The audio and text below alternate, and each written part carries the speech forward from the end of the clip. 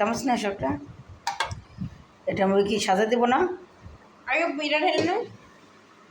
সামি একটা চামচ নিয়ে আসতে পারবা? একটু নিয়ে আসো।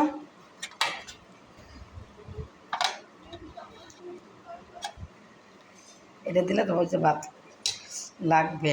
নিয়ে আসো তাড়াতাড়ি। এখন আমি এটা একদম সুন্দর করে পরিবেশন করব।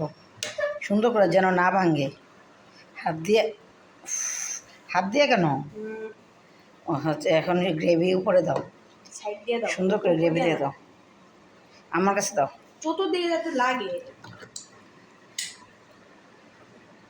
এটা দিতে হয়, এটা হচ্ছে একটা সাইড দিয়ে দিও।